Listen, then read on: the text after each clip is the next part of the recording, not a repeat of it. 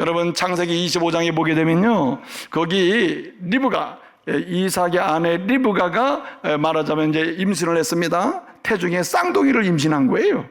누구죠? 에서와 야곱을 임신한 거예요. 쌍둥이. 그런데 태중에서부터 싸웠다고 되어 있습니다. 그래가지고 그 갈등이 시작돼가지고 둘이 태어났는데 나중에 어떻게 됐습니까? 형 에서가 복을 받아야 되는데 아버지를 속여서 야곱이 아버지의 축복을 가로챘다, 뭐 그런 얘기예요. 그 다음에 또 갈등이 생기고 문제가 생겼다, 이런 얘기인데, 어떻든 에서의 후손이 에돔입니다. 그 다음에 야곱의 후손은 이스라엘입니다. 야곱의 후손은 이스라엘, 에서의 후손은 에돔, 이렇게 이름이 붙여진단 말이에요. 그런데 그렇다면 이 두 민족은 형제 국가죠. 형제 민족 아닙니까? 그렇죠? 그냥 다른 민족이라 하더라도 하나님의 백성은 뭐 하며 살아야 됩니까? 축복하며 살아야 됩니다. 그러면 형제라면 더욱더 축복하며 살아야죠. 그런데 여러분, 이 에돔이라는 민족이 어떻게 했다는 말입니까?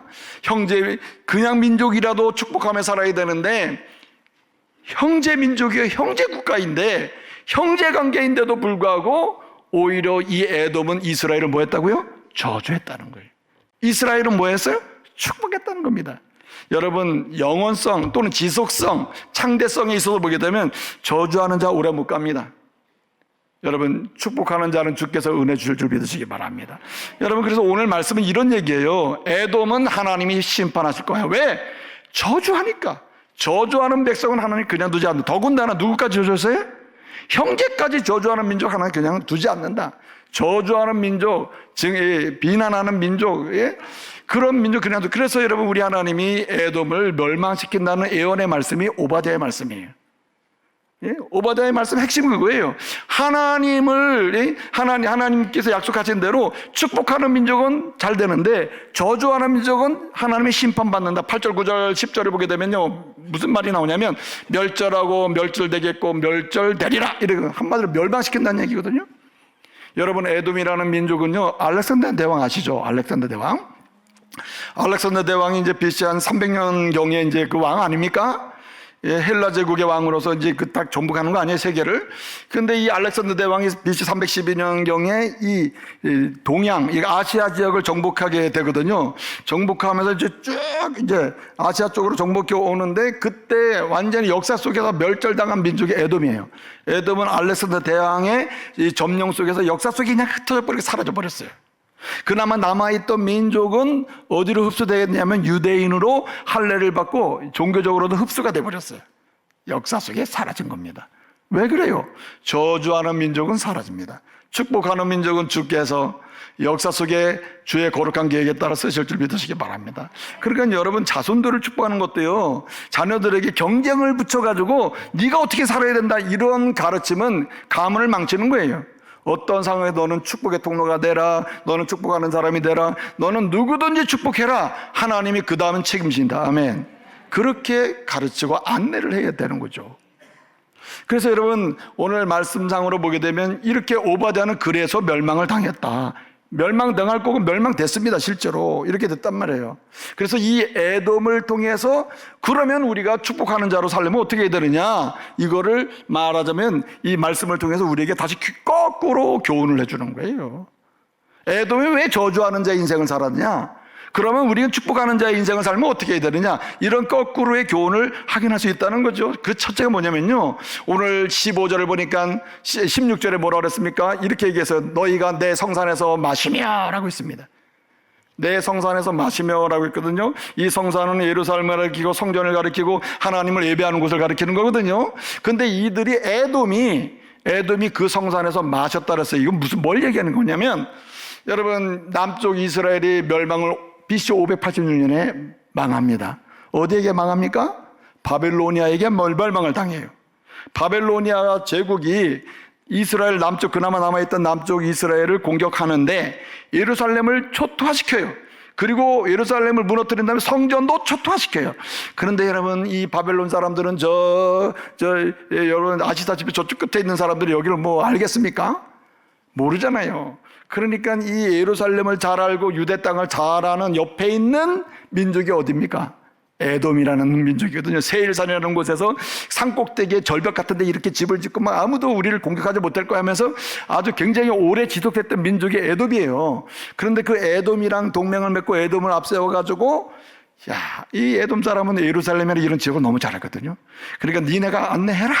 그래가지고 막 안내하고 동맹을 맺어서 예루살렘을 정복하고 성전을 파괴했는데 그곳에서 뭐 했느냐. 여기 너희가 내 성산에서 마시며 라는 말은 술파티 했다는 말이에요. 술파티. 예? 하나님을 예배하는 곳 술파티 했다. 이거 정신 나간 거 아닙니까? 이건 망할 징조죠. 하나님이 그냥 두시겠습니까? 거기서 술파티 했다는 거예요. 우리가 이겼다. 유대는 끝났다. 이스라엘은 끝났다. 우리 에돔이 비록 바벨론이 여기 와 있지만 우리도 살 수 있다. 이렇게 해가지고 파티를 했다는 얘기예요. 그랬더니 여러분 16절에 하반절에 뭐라 그랬습니까? 너희가 내 성산에서 그렇게 마셨는데 그 뒤로 어떻게 했다는 만국이 마신다. 너희를 마신다는 이게 무슨 말이냐? 너희는 하나님의 진노의 잔으로 인해서 멸망할 거라는 말씀이 하반절 말씀이에요. 16절 하반절이. 그러니까 여러분 이 무슨 얘기냐? 에돔이 저주하는 인생이요 저주하는 민족으로 가서 결국 망할 수밖에 없었던 이유는 하나님을 가까이하지 않았기 때문이다. 이 얘기예요. 여러분 정말 축복하는 자의 인생을 살기를 원하신다면 하나님을 가까이하는 가정, 하나님을 가까이하는 성도, 하나님을 가까이하는 그런 가문을 만드시기를 말씀으로 축복합니다. 개인도 마찬가지예요. 내가 하나님을 가까이하는 사람이 되면 가까이 할수록 나는 사람이 보여요. 사람이 사람으로 보인다는 거죠. 하나님을 가까이 하지 않고 세상을 가까이 하고 우리가 흔히 삶을 추구하는 세 가지 방향이 있잖아요. 돈, 권력, 섹스, 권력, 쾌락 이런 세 가지 방향을 두고 막 살아가는 사람 보세요. 누가 안 보입니까? 나 외에는 안 보여요. 사람이 안 보여요. 그러니까 저주하게 되는 겁니다. 축복한다라지만 사실 이용해 먹는 거거든요. 이거 저주예요. 그런데 여러분 주님을 가까이 하는 사람은 아닙니다. 사람이 보여요. 예? 그래서 축복하는 인생으로 갈 수가 있는 거예요. 그래서 여러분 시편 73편 28절에서 보면 이런 말씀이 있습니다. 하나님을 가까이함이 내게 나오셔야 되는데 하나님을 가까이함이 내게 복이라 복. 하나님을 가까이하니 이 자체가 복이고 축복하며 살게 된다는 거예요. 이게 얼마나 놀라운 일입니까? 그래서 여러분 할 수 있는 대로 우리는 주님을 가까이하며 살 수 있기를 말씀으로 축복합니다. 주님을 의존하며 살아야 돼요. 로리 타워라고 하는 이 박사님이 예일대 박사님이 계시는데 이분이 이 부부 305쌍 65세 이상 되시는 305쌍 상당히 많은 부부죠. 305쌍을 연구를 했습니다. 연구를 네 부류로 나눠서 연구를 했어요. 첫째는 부부가 서로 의존하는 사는 부부 65세 이상이에요. 부부가 서로 의존해서 사는 부부. 그리고 어떤 부부는 남편이 아내를 의존해서 사는 부부, 어떤 부부는 아내가 남편을 의존해서 사는 부부, 또 한 부류는 뭐냐면 서로 의존하지 않고 막 각자 사는 부부. 이렇게 네 부류로 나눠가지고 305쌍을 6년 동안 연구를 했답니다. 그 연구 결과의 포인트는 뭐냐면 어떤 부부가 수명이 좀 길게 오래 살았느냐 이 얘기를 지금 하고 있는 거예요. 네? 여러분 질문해 볼게요. 어떤 부부가 오래 좀 더 살았을 것 같아요? 1번 서로 각자 사는 부부, 서로 의존해 사는 부부, 남편이 아내에 의존하는 부부, 아내가 남편을 의존하는 부부. 예? 참 좋은 건 아셔가지고 그런데 우리가 이제 얼핏 보면 서로 의존하는 법 이렇게 되잖아요. 근데 그게 아니에요. 연구 결과는. 정말 특이한 연구 결과 나왔는데, 연구 결과니까 그냥 뭐 믿어야지 어떻게 해요. 특이한 연구 결과가 뭐냐. 한마디로 얘기해서, 이 남편을 아내가 의존하며 사는 부부예요. 그 부부가 남편도 장수했대요. 그 다음에 이 장수하고 남자가 먼저 죽어. 그 다음에 조금 더 아내가 더 살았다. 장수는 이 아내가 남편을 의존하는 부부가 오래 사는데 남편도 오래 사는데 그거보다 아내가 좀 더 살아. 이게 제일 좋은 것 같아요. 남편이 더 오래 살면 이게 추할 것 같아요. 근데 하여튼 그 결과 그렇게 나왔습니다. 그리고는 서로 의존하는 부부 이렇게 된 거예요. 너무 특이하지 않습니까?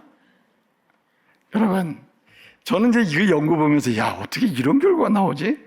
그러니까 공처가는 오래 못 산다는 얘기예요. 남자가 막 비굴하게 막 아내 말만 듣고 막 알았습니다. 뭐든지 예스 하고 사는데 저도 요즘 예스 하고 사는데 좀 고려를 해야 될 상황인 거예요 지금.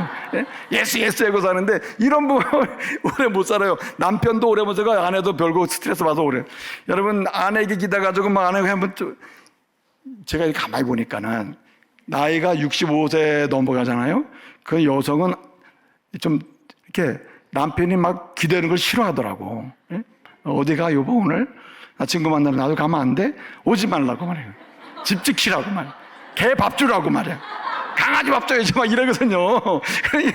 그런 말 듣고 이게 안 되는 거죠. 예? 그래 귀찮아지는 거예요. 그러니까 남편이 아내에게 의존해가지고 막 그럴수록 이 여성의 후반기 스트레스가 좀 많이 생기는 모양이라. 그러니까 여성이 막 오래 못 산다는 얘기겠죠. 그러니까 아내가 또 오래 못 사니까 남편도 일찍 죽을 수밖에. 그러니까 이제 그런 연구가 좀 나왔나 봐요. 자, 그런데 제가 이 말씀을 해드린 이 연구 보고는 누가 그렇게 오래 사냐 이런 얘기 하려는 게 아니에요. 의존도에 관한 얘기예요.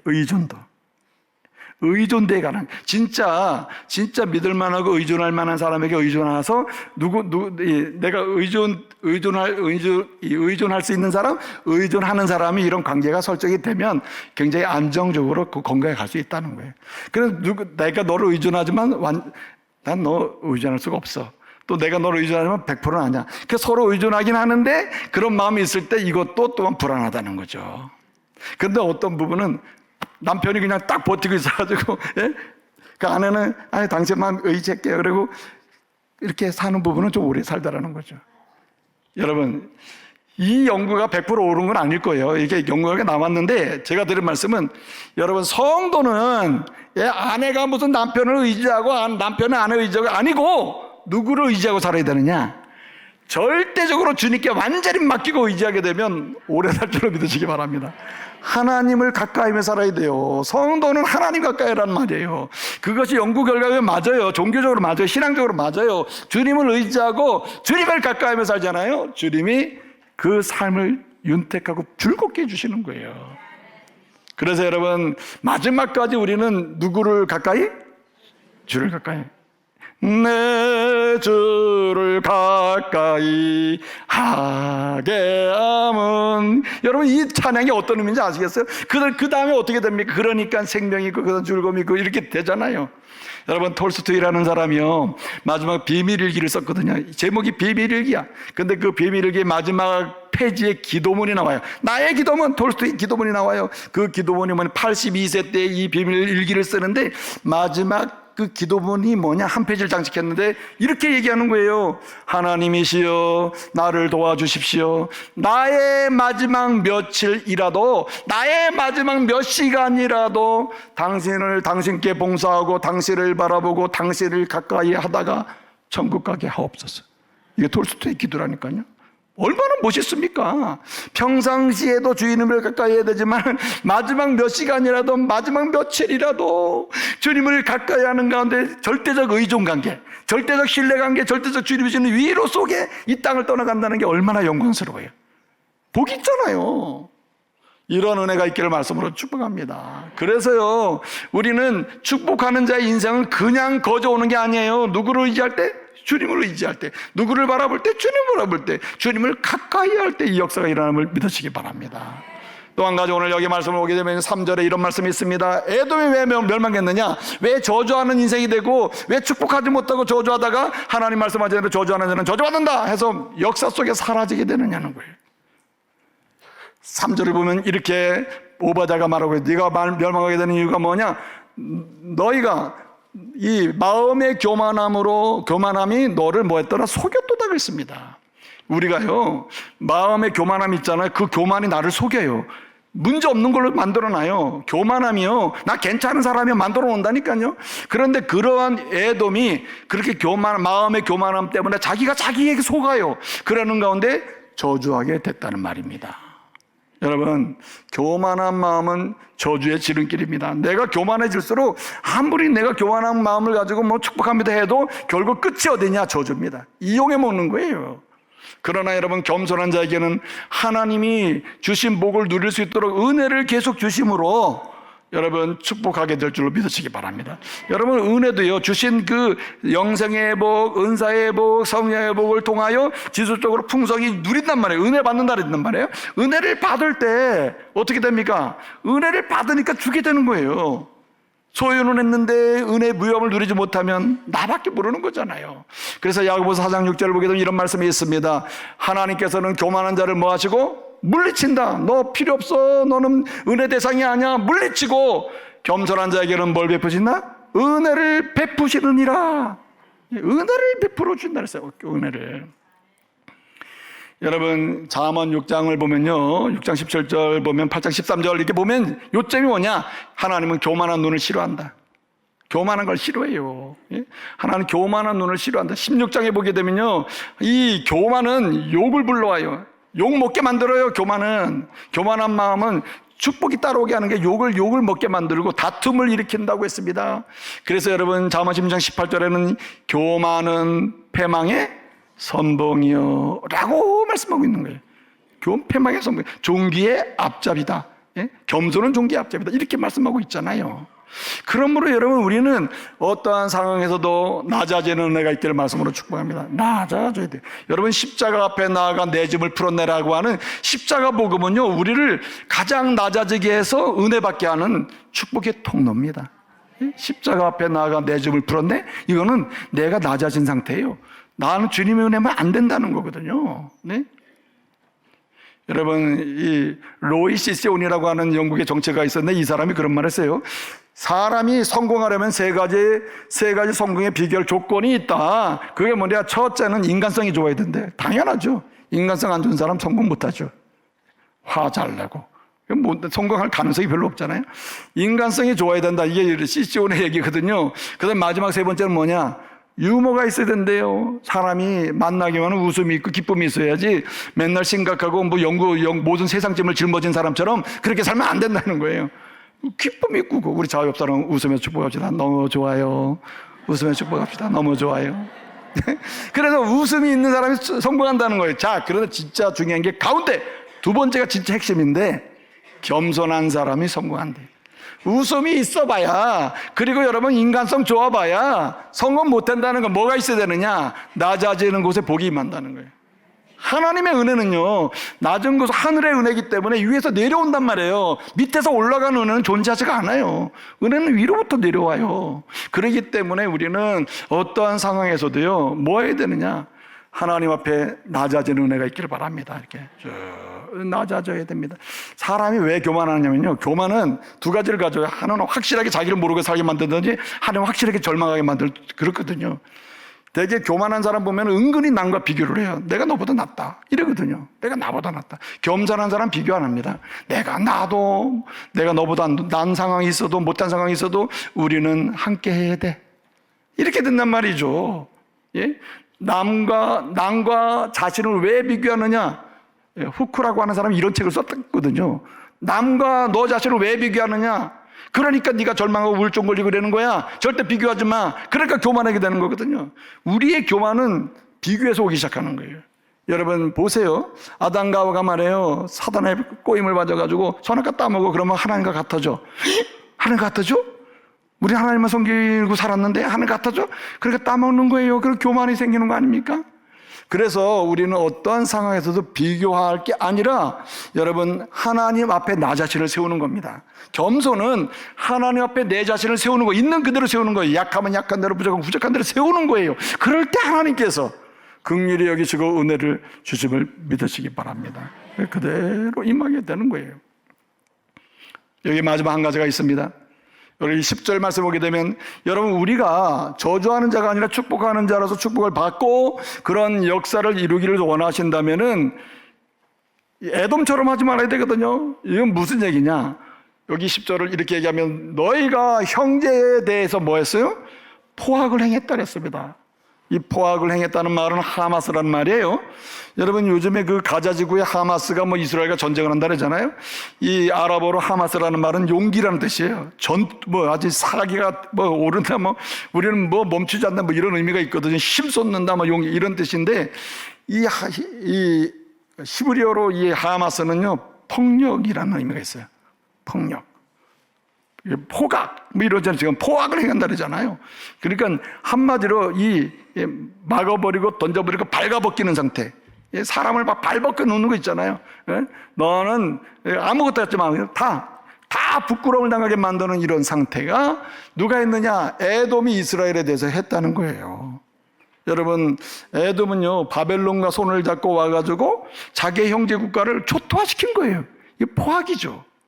그런데 여러분, 오늘 12절 말씀에 오게 되면 뭐라고 얘기합니까? 이렇게 얘기해요. 방관했다고 그랬습니다. 방관. 예?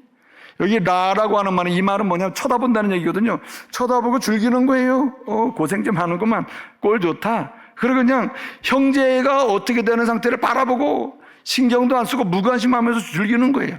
이런 것은 축복하는 자가 될 수 없다. 이게 다 뭡니까? 형제를 사랑하는 자만이 축복할 수 있다는 말입니다. 형제를 사랑해야 된다는 거예요. 형제에 대해서 무관심하면 안 돼요. 여러분, 자식이 돼가지고 부모에 대해서 무관심하면 됩니까? 부모가 아무리 자식이 미워도 무관심할 수는 없는 거 아니에요? 여러분, 형제가 형제 사이에 내 누님이고 동생해서 아무리 기분 나빠도 무관심할 수는 없는 거예요. 그리스도인은. 비록 사이가 문제가 생기고 관계가 깨졌어도 지속적으로 이 관계 회복을 위해서 기도할 사람은 믿는 자라, 믿는 자. 사랑해야 되는 거예요. 그런데 여러분, 오늘 마지막 이 말씀 14절을 보게 되면 뭐 했다 그랬습니까? 12절은 방관했다라고, 14절은 넘겨줬다고 했습니다. 싸르라고 하는 말인데, 이 말은 붙잡아다가 넘겨주는 개념이에요. 여러분, 이 에돔이요 바벨론 강께 와가지고 이제 초토화시켰어요. 막 술 파티도 했어요. 그런데 예루살렘 사람이 도망갈 거 아니에요. 위험하니까 도망가는데 그 길목을 누가 잘 알아요? 에돔 사람이 너무 잘하는 거예요. 바벨론 사람 몰라도. 그러니까 이 에돔 사람이 길목 딱 지키고 있다가 도망가는 이스라엘 사람을 붙잡아다가 누구한테 넘겨줘요? 바벨론에 넘겨주고 포로로 잡히고 죽기도 하고, 이런 상황이 됐다. 오늘 본문이에요. 여러분, 우리는 적어도 사람을 이용하지 말아야 되지만 동시에 형제를 이용하면 안 됩니다. 형제는 줌의 대상이고 나눔의 대상이지, 예? 니를 통해서 내가 부자가 될 거야, 니 걸 뺏어서라도 내가 부자가 될 거야, 이거는 축복하는 자의 자세가 아니에요. 오늘 말씀은 이렇게 얘기합니다.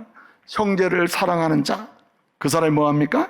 축복의 반열에 오르고 축복하는 통로가 될 줄로 믿습니다. 형제는, 그래서 우리가요 마음으로라도 원수를 지고 마음으로라도 분노하고 이러고 있다면, 여러분 자신을 위해서라도, 형제는 둘째치고 여러분 자신을 위해서라도 다시금 축복하는 자리로 나가야 할 줄로 믿습니다. 사랑하는 게 복 받는 거예요. 사랑하는 게. 그래서 여러분, 오늘 이 말씀상으로 보게 되면 우리에게 이렇게 오늘 본문에 사랑의 경험이 그만큼 중요하다는 거예요. 사랑의 경험. 여러분, 앵그리시라고 하는 사람이 있는데, 이 사람이 그런 말을 했어요. 뭐라고 했느냐? 사람이 사람다워지는 길은 딱 한 가지의 경험이 필요하다. 무슨 경험이 필요하느냐? 사랑의 체험이 필요하다. 사랑의 경험.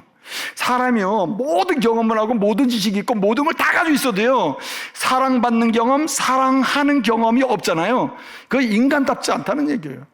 사실은 오늘 본문 말씀이에요. 오늘 에돔을 향한 이 사람이 인간답지 않는 사람들, 인간인데 인간답지 않고 형제인데 형제답지 않는 사람들, 왜 그러느냐? 사랑을 체험하지 않고 사는 거예요. 사랑은요, 주님으로부터 내가 사랑을 받았다면 나도 그 주님의 사랑을 나눠주는 경험을 할 때 축복이 시작되는 거예요. 여러분, 사랑을 받은 자가 사랑할 수 있는 거 아닙니까? 이 그리스도의 십자가의 사랑을 받았다면 우리는 가장 완전한 사랑을 받은 자로서 어떻게 해야 됩니까? 사랑하며 살아야 될 줄로 믿습니다. 지금은 그럴 때예요. 사랑하며 살아야 되는 거죠. 어떤 사람은 지금은 때가 아닙니다. 지금은 때가 아니에요. 내 마음에 허락을 안 해요. 앞으로 기회가 되면 그러다가 죽어요. 그래서 죽는다. 누가 죽어? 내가 죽는 겁니다. 내가. 왜냐하면 마음에 분을 뿜고 화를 뿜고 그게 질병이 되는 거거든요. 위로가 있고 사랑이 있는 곳에는요 치유가 있습니다. 사랑하는 곳에 치유가 있다니까요. 여러분, 영유아 질병은요 거의 사랑에 의해서 치료가 일어나요. 어머니의 가슴이면요 아예 웬만한 거 다 낫습니다. 예? 사랑이 모든 걸 치유하게 만들어요. 그렇기 때문에 사랑하는 자만이 축복의 통로가 되는 겁니다. 이건 주님이 우리에게 주신 약속의 선물이에요. 여러분, 어떻게 하시겠습니까? 오늘부터 좀 사랑 좀 하시겠어요? 아니면 그래도 나는 안 됩니다. 목사님 아무리 그렇게 봐도 소용없습니다. 그런 사람은 진짜 얄미운 사람이지. 그건 하나님 앞에서 옳지 못하다. 내가 비록 내 마음이 내키지 않을지라도 주님 앞에서 어떻게 해야 됩니까? 다시 일어나 걸어가서 형제를 사랑해야 할 줄로 믿습니다.